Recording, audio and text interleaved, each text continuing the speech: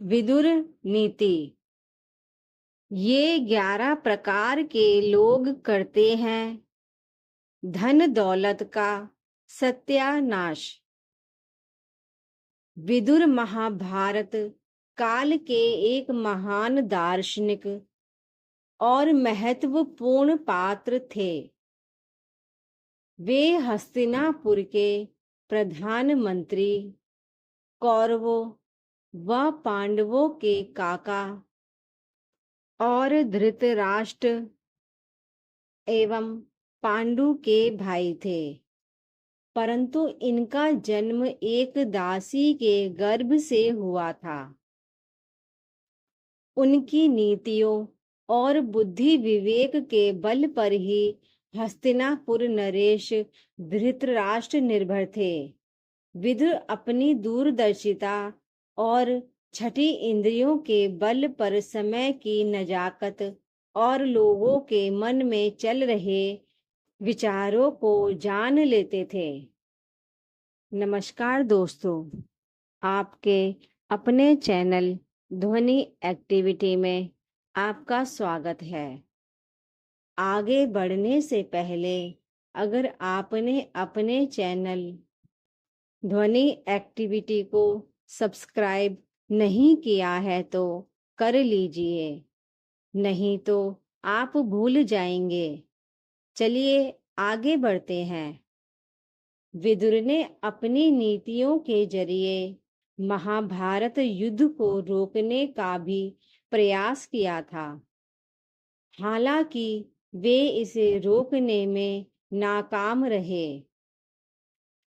महात्मा विदुर ने विदुर नीति में जीवन के कई पहलुओं का जिक्र किया है। कहते हैं कि विदुर जी महाभारत काल के बुद्धिजीवियों में से एक थे।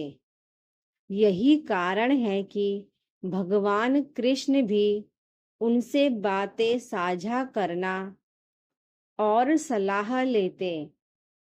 महात्मा विदुर को ज्ञानी, साहसी, धार्मिक और सत्य के मार्ग पर चलने वाले व्यक्ति के रूप में जाना जाता है।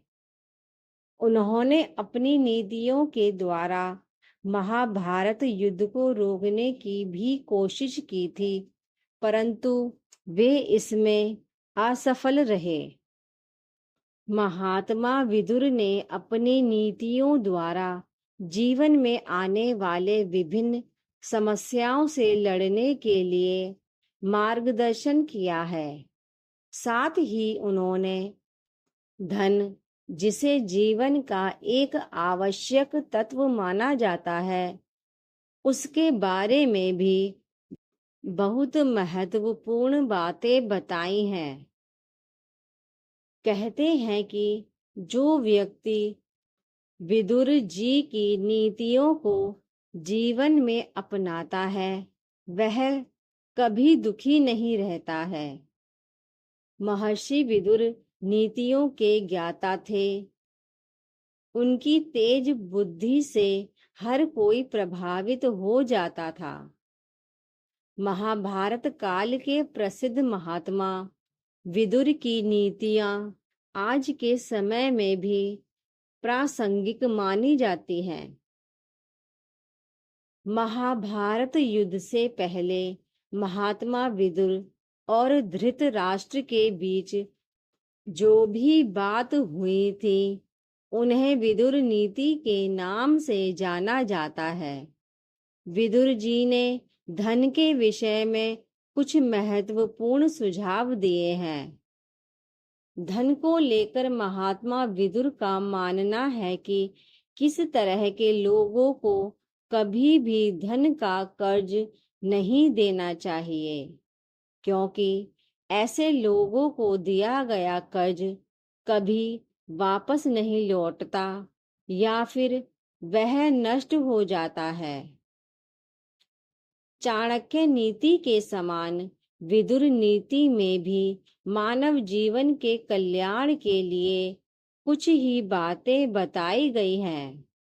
जैसे विदुर नीति में विदुर ने ऐसे लोगों का जिक्र किया है जिन्हें धन जमीन जायदाद सौंपने पर वह संपत्ति का सत्यानाश कर देते हैं।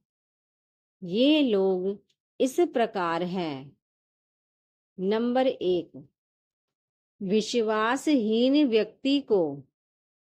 महात्मा विदुर कहते हैं कि जिस व्यक्ति पर आपको भरोसा ना हो उसे कभी भी अपना धन नहीं देना चाहिए, क्योंकि ऐसे लोग आपको अपनी बातों के झांसे में फंसाकर पहले तो आपका पैसा ले लेते हैं और फिर धन मिलते ही रफू चक्कर हो जाते हैं।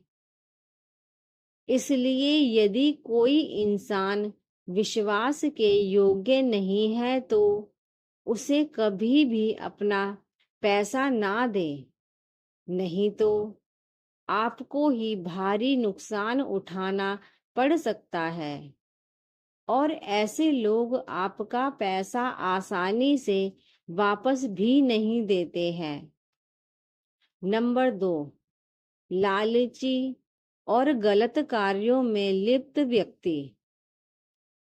विदुर जी कहते हैं कि जो इंसान लोभी होता है उसका ध्यान हमेशा दूसरों की चीजों और पैसे पर ही लगा रहता है। इसलिए इन लालची लोगों को कभी पैसा उधार नहीं देना चाहिए, क्योंकि एक बार आप इनकी मदद करते हैं तो ये बार बार आपसे धन की इच्छा रखेंगे और मौका मिलते ही उसे हड़प लेंगे।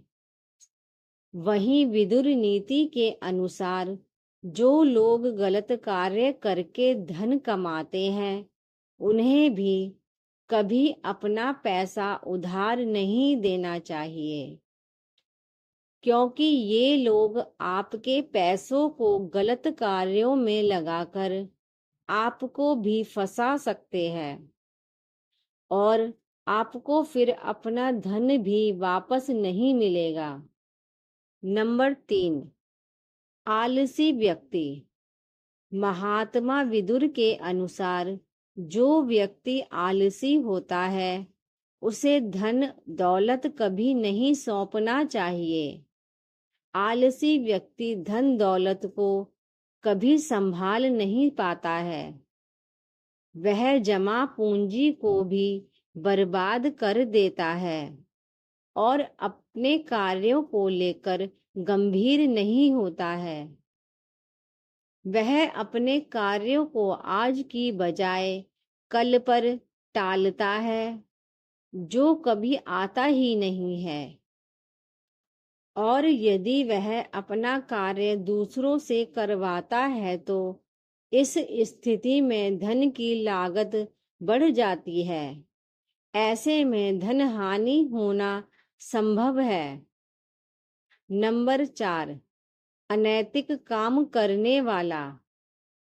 जो लोग अनैतिक यानी गलत काम करते हैं उन्हें कभी भी पैसे उधार नहीं देने चाहिए, क्योंकि ऐसे लोग आपके दिए गए धन का प्रयोग गलत कार्यों को बढ़ाने के लिए करते हैं। ऐसे लोग अपना स्वार्थ साधने के लिए कुछ भी करने को तैयार हो जाते हैं।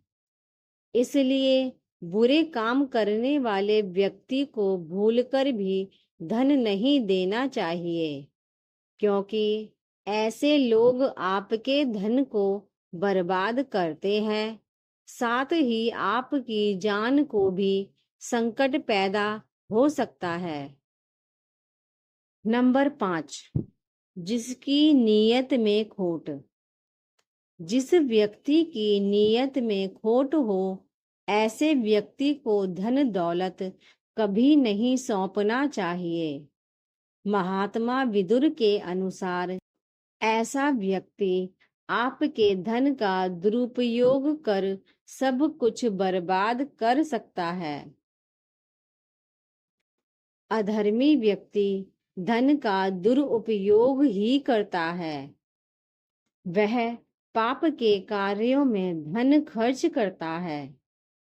बेहतर होगा कि आपको यदि धन देना है तो ऐसे किसी व्यक्ति को दें जो सज्जन और भरोसे लायक हो। नंबर 6, दुर्जन व्यक्ति। विदुर नीति के अनुसार दुर्जन व्यक्ति को भी धन नहीं देना चाहिए।